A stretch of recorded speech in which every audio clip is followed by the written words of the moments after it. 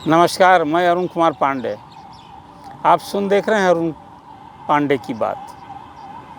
देखिए, अब चुनाव की ही चर्चा बिहार में जब होगी तो चुनाव की ही चर्चा होगी। अभी जो बैठे हैं हम लोग यहाँ विधानसभा परिसर में बैठे हैं। इस विधानसभा का कार्यकाल ये 17वीं विधानसभा है। इसका कार्यकाल 22 नवंबर को समाप्त हो रहा है। मतलब 22 नवंबर तक के नीतीश कुमार ये मुख्यमंत्री रहेंगे। इसके बाद फिर नई सरकार बनेगी, उन्हें जनता का जनादेश मिलेगा तो फिर सरकार के मुखिया होंगे। ये की स्थिति है। तो चुनाव की सरगर्मी तो हो ही गई है तेज, सब जगह चर्चा भी हो रही है। सारी पार्टियां चुनाव तैयारी में लग गई हैं। दो गठबंधन यहाँ प्रमुख गठबंधन है, सत्तारूढ़ एनडीए, जिसमें जदयू, बीजेपी सहित और कई दल हैं। उपेंद्र कुशवाहा हैं, मांझी हैं। अब एक इधर दूसरी ओर राजद कांग्रेस, उधर भी गठबंधन है, महागठबंधन है। एक जन स्वराज पार्टी भी सभी 243 सीट पर अकेले चुनाव लड़ने की तैयारी कर रही है और प्रशांत किशोर चुनाव प्रचार में लगे हैं। उधर बसपा भी अकेले सभी सीट पर लड़ने की बात कर चुकी है। एआईएम जो वैसी पिछले चुनाव में वो तो सीमांचल में जलवा दिखाया था, विधानसभा की 5 सीटें जीत ली थी।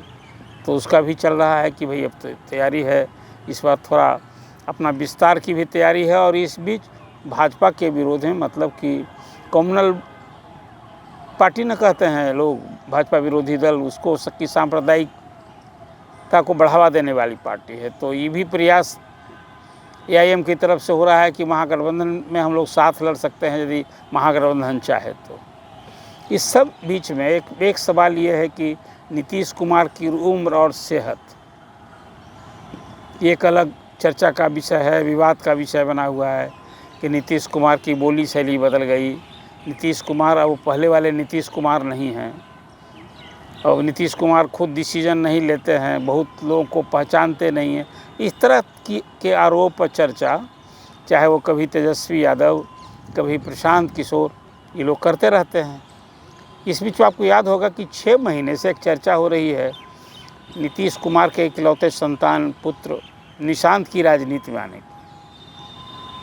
अभी अगले महीने में 14-15 जुलाई से विधानसभा का, ये विधानमंडल का कहेंगे, मानसून सत्र होने जा रहा है। 5 दिन का ये सत्र होगा और ये मौजूदा विधानसभा का अंतिम सत्र होगा। तो जो निशांत की चर्चा हो रही है कि राजनीति में आएंगे क्या। और इस बीच में आपने देखा होगा कि पिछले महीनों में कई बार निशांत मीडिया से भी मुखातिब हुए और उन्होंने नीतीश कुमार के लिए वोट मांगने की बात की, लोगों से समर्थन मांगा, कहा कि उन्होंने तो अच्छा काम किया है और जो अच्छा काम किए हैं तो उनको फिर जनता को उन्हें अवसर देना चाहिए, जिताना चाहिए। तो नीतीश कुमार के लिए वो जनता से समर्थन भी मांगे। एक दिन बाद होगा कि एक दिन ये भी चर्चा आई निशांत के हवाले कि उन्होंने कहा कि भाई उन मुख्यमंत्री के चेहरा के रूप में फिर अगले चुनाव के लिए उनको प्रोजेक्ट करना चाहिए भाजपा को। खैर, ये बात तो अभी गौन है।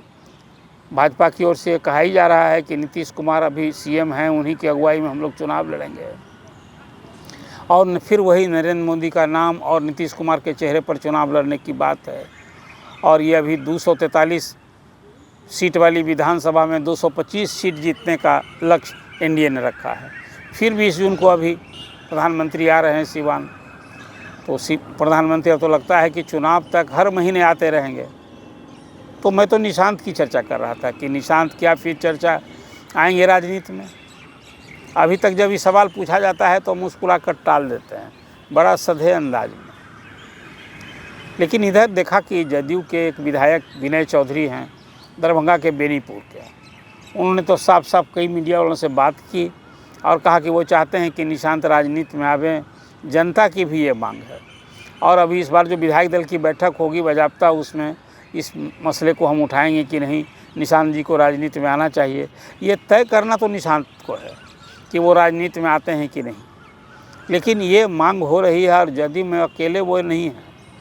विनय चौधरी के अनुसार नालंदा के सांसद हैं कौशलेंद्र, उन्होंने भी खुलकर मांग की है कि नहीं, निशांत जी को राजनीति में आना चाहिए और जहाँ से चुनाव लड़ना चाहिए। खैर, नालंदा तो कहिए कि नीतीश जी का राजनीतिक गढ़ है, खासकर कुर्मी डोमिनेटेड डिस्ट्रिक्ट है और वहाँ नीतीश कुमार का ही जादू चलता है। तो नीतीश के सुपुत्र यदि चुनाव लड़ना चाहेंगे तो कौन रोकेगा। भाई, पार्टी के अध्यक्ष नीतीश कुमार और तय करेंगे। देखा नहीं अभी नीतीश कुमार ने अभी चुनाव के 4 महीना पहले विभिन्न बोर्ड आयोग का गठन किया, तो उसमें तो जमकर परिवारवाद देखने को मिला। कहीं कई लोगों के दामाद बनाए गए, किसी की पत्नी बनाई गई, तो ये भी एक विवाद का इशू हो गया है। जो तेजस्वी यादव ने इस पर बड़ा जमकर हमला बोला कि परिवारवाद और दामाद आयोग बनना चाहिए।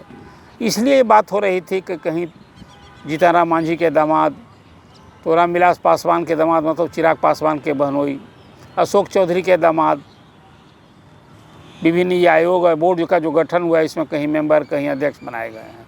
और उसी तरह से मुख्यमंत्री के प्रधान सचिव हैं दीपक कुमार, उनकी पत्नी महिला आयोग की सदस्य बनाई गई है। तो विपक्ष इसको भी निशाने पर लिया है कि भाई आखिर तो सब कुछ नीतीश कुमार ही कर रहे हैं, तो फिर पिताजी अपने बेटे को राजनीति में क्यों नहीं ला चाहता। देखिए नीतीश कुमार बड़ा छवि के धनी रहे हैं। जब बहुत एक्टिव रहे थे तो ये कहा करते थे कि भाई हमने तो कभी परिवारवाद नहीं किया। ये बात भी सही है कि नीतीश कुमार में परिवारवाद नहीं किया, लेकिन अब क्या निशांत को वो रोक पाएंगे। जो उनके सेहत की सवाल है, जो पार्टी में डिमांड है, और ख़ासकर उनके स्वजाति लोगों में कि निशांत को तो राजनीति में आना चाहिए। पढ़े लिखे इकलौते संतान ही इंजीनियरिंग की है निशांत ने, तो ये सवाल अब फिर उठ चला है कि क्या निशांत राजनीति में आएंगे। अब तो विधायक खुलकर बोलने लग गए हैं, और विधायक दल की बैठक में जिसकी अध्यक्षता खुद मुख्यमंत्री ही करते हैं, उस विधायक दल में निशांत को राजनीति में लाने के लिए खुला ऐलान किया है विनय चौधरी। तो फिर ये अब सरगर्मी एक बार चुनाव में, ये बात सही है। मुझे तो लगता है कि निशांत राजनीति में यदि पिताजी के लिए वोट मांग रहे हैं तो प्रचार करने के लिए भी निकल सकते हैं, इसमें कहाँ रुकावट होगी। और फिर चुनाव भी लड़ते हैं तो उसमें कहाँ रुकावट है। चुनाव भी तो उनके लिए, अब वो कहीं हरनौत से चुनाव लड़ें या कोई और कंस्टिट्यूंसी जो सहूलियत हो जाए जहाँ नीतीश जी तय करें, या चुनाव भी नहीं लड़ते हैं तो यदि सरकार फिर बनने का अवसर होता है तो निशांत को फिर कोई मंत्री बनाने में कहाँ आ जाए। जिस तरह से पहली बार जीते तो तेज प्रताप यादव सरकार में जगह मिली थी, तो निशांत यदि फिर एनडीए को सत्ता मिलती है, सरकार बनाने का अवसर मिलता है, तो निशांत के लिए कहाँ रुकावट है। तो निशांत की चर्चा है कि फिर राजनीति में लाने की अब मांग शुरू हो गई है।